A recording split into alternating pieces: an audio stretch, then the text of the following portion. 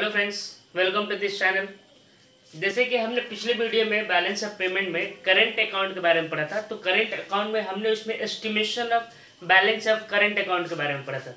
ठीक है, तो इसमें हमने देखा था कि कैसे जो ट्रेड बैलेंस है, उसके बाद हमने जो भी इनविजिबल बैलेंस है उसके बारे में कैलकुलेट किया था, फिर गुड्स एंड सर्विसेज का भी कैलकुलेट किया था। उसके बाद हमारा जो करंट अकाउंट है उसका बैलेंस हमने मिल गया था। तो इसमें हमने देखा था ट्रेड बैलेंस को जब हम इनविजिबल नेट से ऐड कर देते हैं तो हमारा करंट अकाउंट का बैलेंस आ जाता है।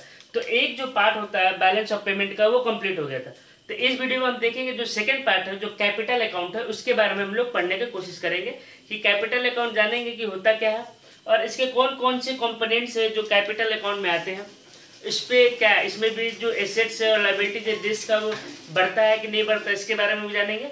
ठीक है, तो वीडियो स्टार्ट करते हैं। देखिए, जो जिस तरीके से करंट अकाउंट था तो उसमें क्या होता था कि जो भी ट्रांजैक्शंस होते थे अपने देश से रेस्ट ऑफ द वर्ल्ड का, बट उसमें ना ही कोई एसेट्स बढ़ता था और ना ही लायबिलिटीज, मतलब ना ही एसेट्स बढ़ता था या घटता था और ना ही लायबिलिटीज बढ़ती थी या घटती थी, मतलब कि कोई इम्पैक्ट एसेट्स और लायबिलिटीज पे नहीं पड़ता था। तो वो करंट अकाउंट होता था। बट कैपिटल अकाउंट में क्या होता है कि जो देश का जो एसेट्स है या जो लायबिलिटी है उस पर इम्पैक्ट पड़ता है, तो उस ट्रांजेक्शन्स को हम लोग बोलते हैं कैपिटल अकाउंट। ठीक है, तो it records the receipt and the payment of the foreign exchange on the account of such transaction which impact assets and liabilities of the country. ठीक है, तो वो रिसिप्ट एंड पेमेंट, देखिए रिसिप्ट और payment जो होता है वो हम लोग क्रेडिट साइड लिखते हैं। जो रिसिप्ट होता है वो क्रेडिट साइड जाता है और जो पेमेंट होता है वो डेबिट साइड जाता है। ठीक है, तो वो रिकॉर्ड्स को वो मेंटेन करता है या रिकॉर्ड को लिखता है।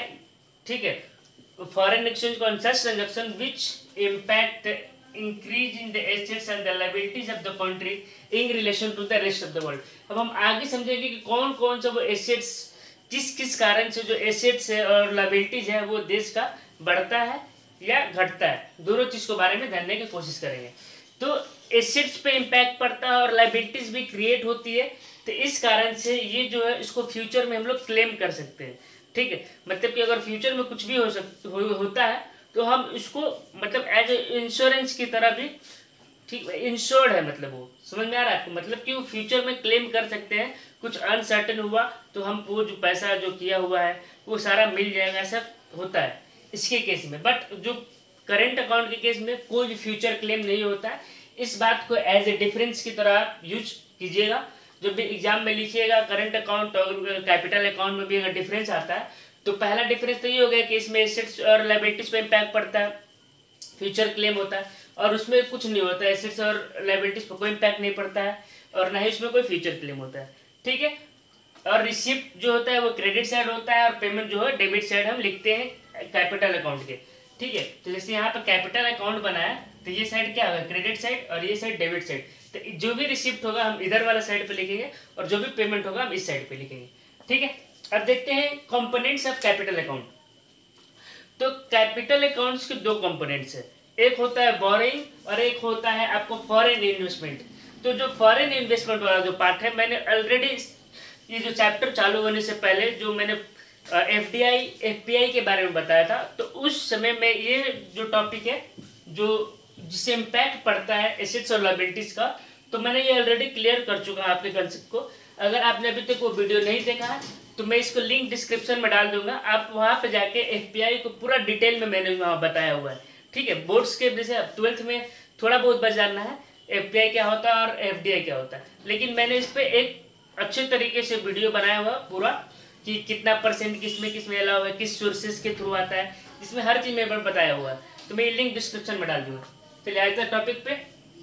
देखिए, कंपोनेंट्स ऑफ कैपिटल अकाउंट में आता है बोरिंग्स और फॉरेन इन्वेस्टमेंट। तो बोरिंग क्या होता है, मतलब कि हम अगर किसी रेस्ट ऑफ द वर्ल्ड से, मतलब किसी भी देश के कंट्री से अगर हम पैसा लेते हैं तो उसी को हम बोरिंग बोलते हैं। As in the form of loan होता है, जैसे वर्ल्ड बैंक है, IMF है, ये सारे के सारे क्या करते हैं, जैसे हमारा एशियन डेवलपमेंट बैंक है।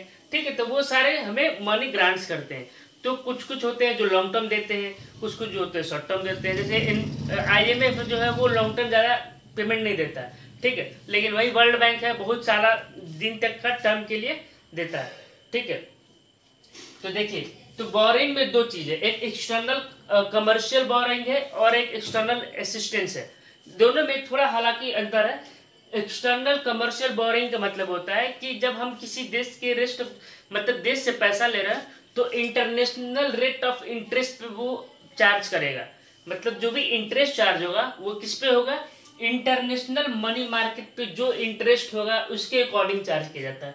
तो वो एक्सटर्नल बोरिंग होता है। मान लो कि जो भी मार्केट है वहां पे 10% या 15% इंटरेस्ट पे अगर लोन दिया जा रहा है, ठीक है। मैंने आपको मनी में सब कुछ समझा चुका है, मनी एंड बैंकिंग जब चैप्टर पढ़ रहे थे तो लोन के बारे में मैंने बताया था, ठीक। तो सारा के सारा इंटरनेशनल मनी मार्केट पे जो इंटरेस्ट है उसके अकॉर्डिंग चार्ज किया जाता है। तो वैसे लोन को हम लोग एक्सटर्नल कमर्शियल बोरिंग्स बोलते हैं, ठीक है। दूसरा है एक्सटर्नल असिस्टेंस। असिस्टेंस मतलब किसी को हेल्प करना।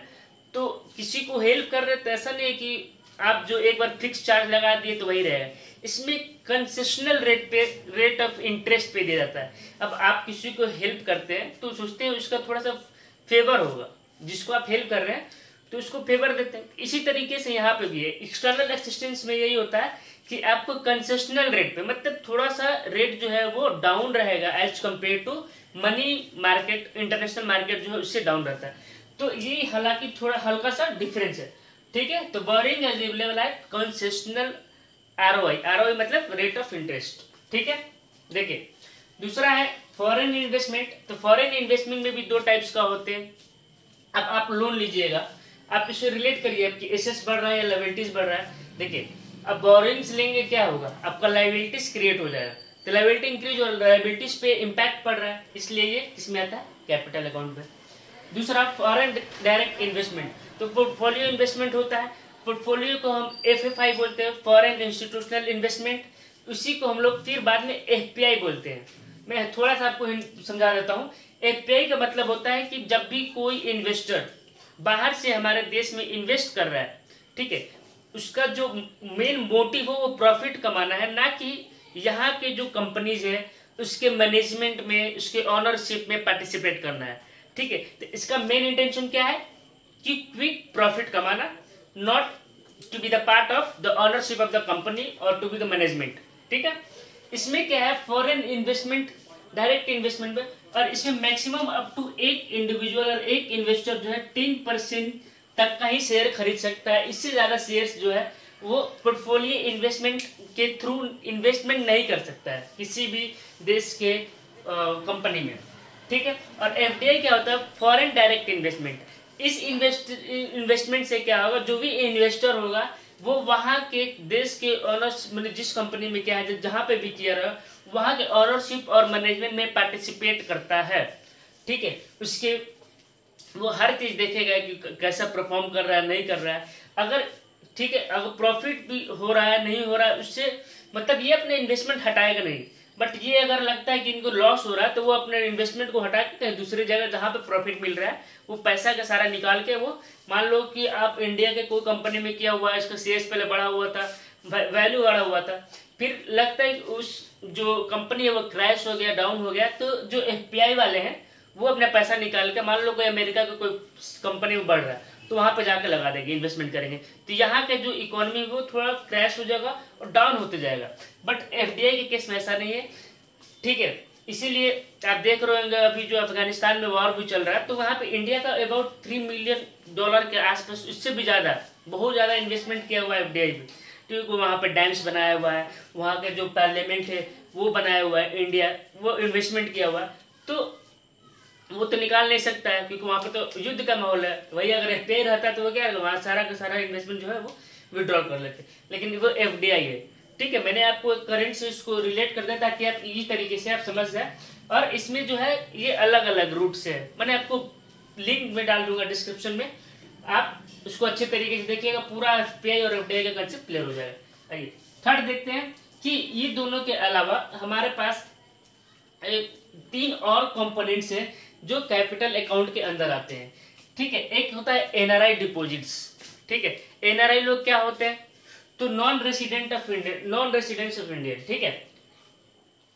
ये क्या होते हैं, ये लोग वो लोग होते हैं जो हमारे देश में ना रहते हैं, बाहर रहते हैं, कहीं बाहर रहते हैं और काम करते हैं। कोई शायद कोई जॉब भी करता है, कोई मजदूरी। देखते हैं कि बहुत सारे वर्कर्स जाते हैं सऊदी अरब, कतर, ओमान, ये सब जगह पे जाते रहते हैं। और कोई कोई मतलब किसी को जॉब लग गया, बाहर गया, तो उनका भी जो डिपॉजिट्स होगा हमारे कंट्री में, जो वहां से पैसा हमारे देश में डिपॉजिट्स करेंगे, वो हम कैपिटल अकाउंट में काउंट करेंगे। अब आपके दिमाग में एक क्वेश्चन आ रहे होंगे कि अगर वो देश जो बाहर जो लोग हैं वो अपने फैमिली को हेल्प करने के लिए भी तो कुछ ना कुछ पैसा भेजते होंगे, असिस्टेंस भेजते होंगे, रिमिटेंसेस करते होंगे, तो लेकिन वो जो है वो करेंट ट्रांसफर में आएगा, ना कि कैपिटल अकाउंट में आएगा। इस पॉइंट को अच्छे तरीके से क्लियर कर लिएगा। अगर वो हमारे देश में डिपॉजिट्स करते हैं तो वो कैपिटल अकाउंट के अंदर आएगा। अगर वो अपने फैमिली को हेल्प करने के लिए कुछ पैसा ट्रांसफर करते हैं तो वो हमारे कंपनी में जो हमारे देश है उसमें ऐड नहीं होगा, उसके कैपिटल अकाउंट में, वो ऐड होगा आपका करेंट ट्रांसफर में ऐड होगा। ये याद रखिए, जो करेंट ट्रांसफर वो कहाँ जाता है, करेंट अकाउंट में। तो ये पॉइंट आपको अच्छी तरीके से क्लियर हो गया। तो only such NRI deposits should be considered which are made in the domestic country. Only those deposits by the NRI in the domestic economy as considered as capital account. मतलब जो deposits करेंगे वही capital account में count होगा। मैंने यहाँ पे लिख दिया है NRI transfer to the family consider as current transfer in current account, मतलब वो करेंट अकाउंट का पार्ट होगा। ठीक है, फिर है बैंकिंग कैपिटल। बैंकिंग कैपिटल का मतलब होता है कि जो भी फॉरेन जो एसेट्स है, ठीक है, जो कमर्शियल बैंक है वो बहुत सारे जो फॉरेन एसेट्स है उसको हेल्प करता है। तो फॉरेन एसेट्स रखेगा तो हमारे यहाँ के क्या होगा, एसेट्स क्रिएट हो रहा है एक तरीके से। ठीक है, मतलब वो एसेट्स और लायबिलिटीज दोनों पे इम्पैक्ट पड़ रहा है कहीं ना कहीं तरीके से, दोनों में से किसी एक पे। तो foreign assets held by commercial bank वो क्या हो रहा है, वो हमारा कैपिटल अकाउंट में कंसीडर किया जाएगा।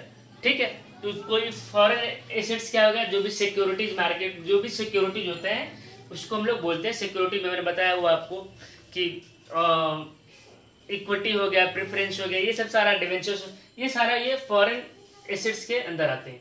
ठीक है, तो ये भी हमारे अकाउंट होते हैं कैपिटल अकाउंट में। और जो लास्ट है short term trade credit. Short term trade credit मतलब कि आप कोई भी चीज के लिए कोई भी चीज खरीद रहे हैं तो उसको आप इमीडिएट पेमेंट नहीं कर रहे हैं। ठीक है, short term trade credit. Credit मतलब क्या हो, उधार। तो हम मतलब कि कोई भी चीज खरीद रहे हैं इंटरनेशनल मार्केट से, मतलब रेस्ट ऑफ द वर्ल्ड से, तो हम उस समय उसको इमीडिएट पेमेंट नहीं कर रहे हैं तो क्या हो रहा है, हमारा ये लायबिलिटीज क्रिएट हो रहा है कि नहीं हो रहा है, लायबिलिटीज क्रिएट हो रहा है क्योंकि हमें फिर फ्यूचर में देना ही देना है। तो शॉर्ट टर्म ट्रेड क्रेडिट भी जो है वो हमारा कैपिटल अकाउंट के अंदर आता है। ठीक है, तो purchase in the international market without making the immediate payment in, ठीक है, is considered as short term credit. ठीक है, तो अब जब भी जितना ज्यादा इनवर्ड फ्लो होगा वो हमारे देश के लिए उतना ही पॉजिटिव साइन है। ठीक है, अब देखिए आपके दिमाग में एक क्वेश्चन जरूर चल रहा होगा कि कैपिटल अकाउंट है, इसका मतलब कि जो भी प्लांट्स है, मशीनरीज है, ये जितना भी चीज है वो तो कैपिटल होता है।